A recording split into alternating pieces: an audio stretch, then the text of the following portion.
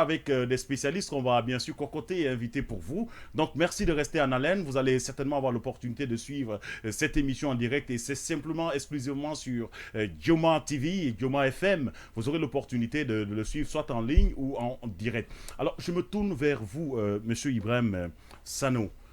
On a parlé de cette question du procès et au-delà on a parlé de l'accord.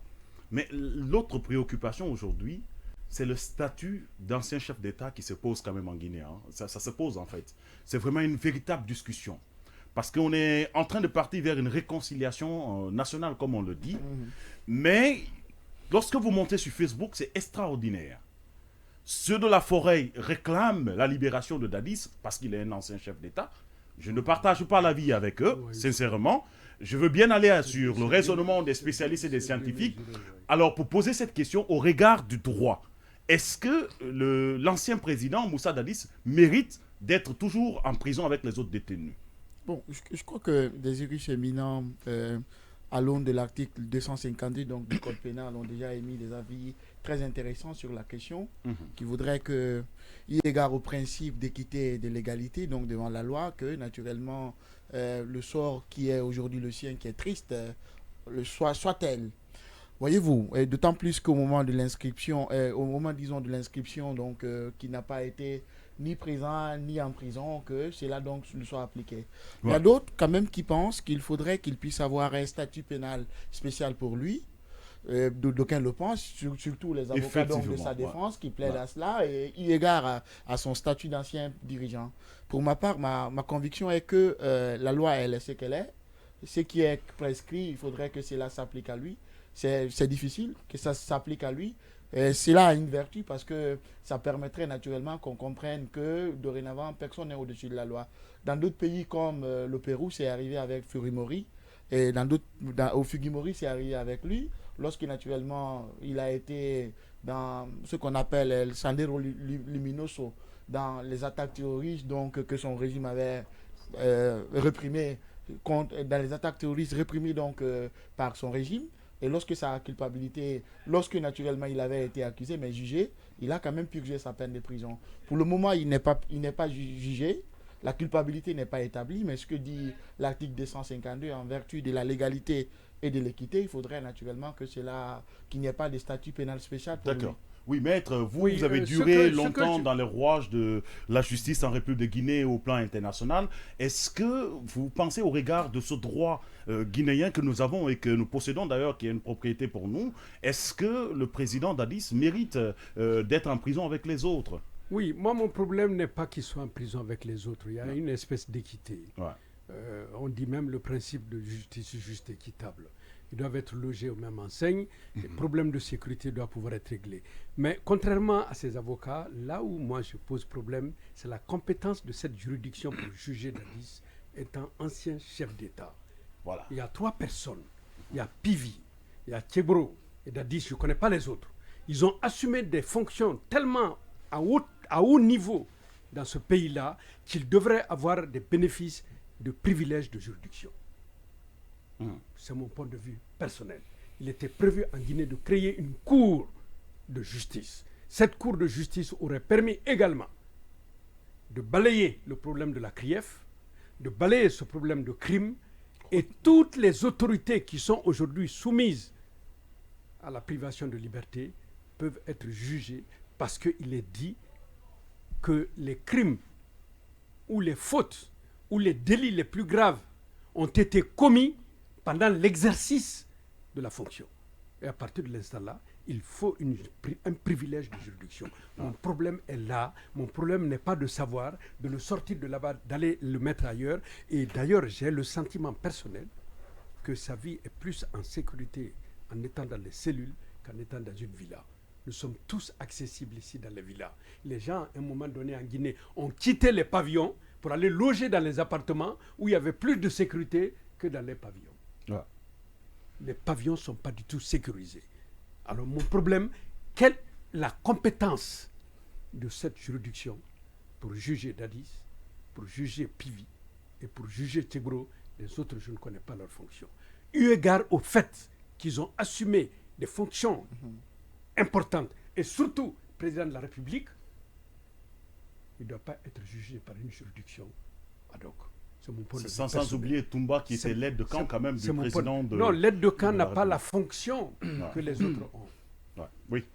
Oui, Maître soulève des questions très techniques et surtout la question concernant le président Dadis. C'est une question très très sensible parce que il est évident que c'est un ancien président quand même de ce pays-là. Mais il y a beaucoup de sous-questions qui méritent en tout cas d'être analysées.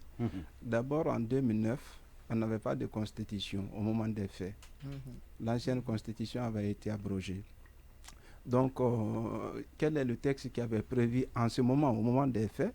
Est-ce qu'il y avait une autre cour de justice qui était prévue? Non. Ça a été prévu dans la nouvelle constitution. C'est ça. Oui. Deuxième question, est-ce que le caractère ad hoc du tribunal de Dixine ne renvoie pas un peu à la spécialité de la chose? Est-ce que ce n'est pas une juridiction spéciale à travers le caractère ad hoc? Sauf que ça, les autorités n'ont pas accepté cette appellation. C'est ça. Non, ça, c'est une deuxième question. Maintenant, moi, là où vous savez, j'étais sur une autre radio la dernière fois, là où je ne comprends pas, comment peut-on mettre le président Dadis dans un même centre de détention que quelqu'un qui a voulu attenter à sa vie à un moment donné? Je vais parler de M. Aboubakar Toumba Diakité. Là, jusqu'à présent, je ne comprends pas. Je ne sais pas dans la pratique comment s'organiser là-bas. Je n'ai pas visité. Mais il serait quand même précautionneux de prendre des dispositions par rapport à ça.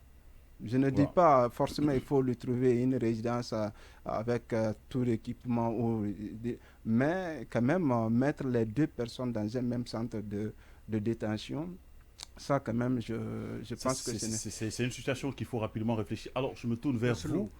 Nous allons aller vers le deuxième sujet qui nous regroupe en ce lieu ce soir, cet après-midi, il faut le reconnaître. C'est le défi d'une véritable réconciliation dans le cadre de la transition guinéenne. Il faut quand même le rappeler que la justice est au centre de toutes ces préoccupations. Parce que tout ce qui se passe là, il y a d'abord la destruction du domicile de l'ancien opposant, de Cellou Dalein Diallo, président de l'UFDG, où on a reconstruit une école rapidement.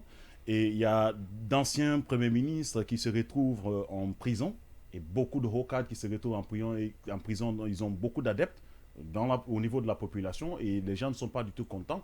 Et ça se ressent au niveau même des différentes coalitions qui existent, qui rejettent carrément le dialogue. Alors, la véritable question que je vous pose, c'est quel lien doit-il exister entre la réconciliation nationale et cette justice-là? Vous savez, d'abord, nous sommes dans une période de transition. Et qui parle de transition parle d'une panne, c'est-à-dire d'un dysfonctionnement de l'État qui a abouti à une situation qui nécessite un nouveau départ. On peut dire autrement, un atterrissage forcé que l'État a connu, a subi.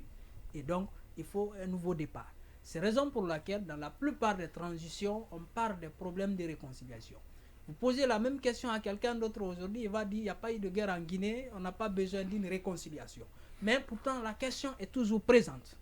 Donc, si on est confronté à un passé qui ne passe pas, on a l'obligation d'y faire face. C'est la raison pour laquelle on est aujourd'hui confronté à cette question de réconciliation.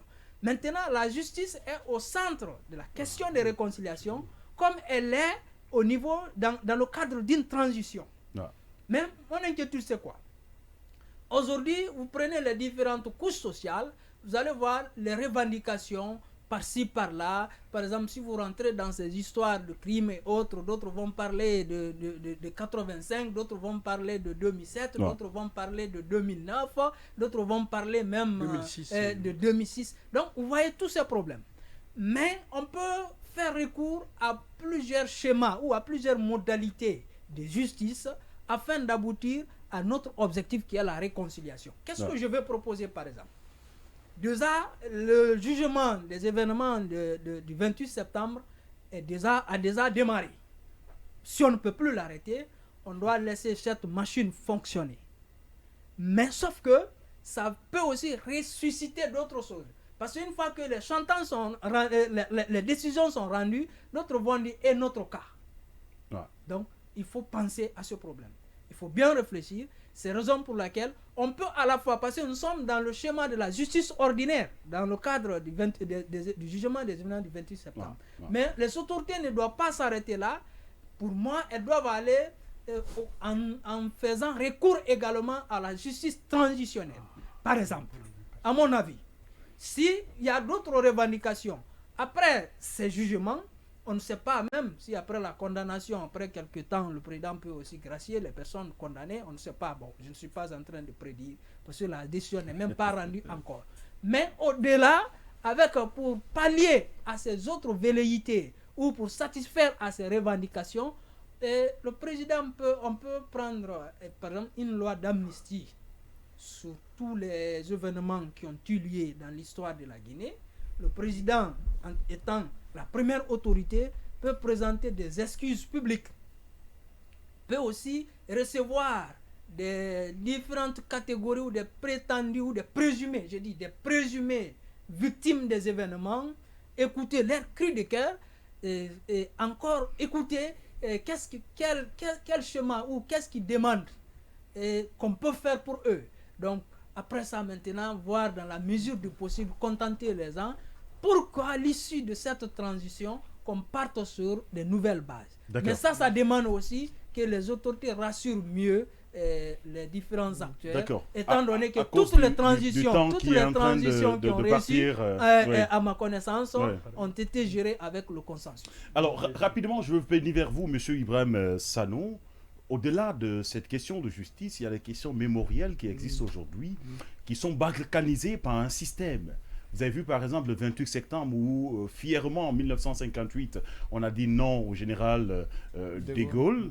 Malheureusement cette date est tachée par ces crimes de 2009 et d'ailleurs à la célébration de cette date on ouvre le procès de 2009. Au lieu de célébrer la date on ouvre le procès de 2009. Il y a d'autres événements qui ont quand même touché la République de Guinée. Au-delà de la prise du pouvoir, on a vu le président colonel Mamadi Doumbouya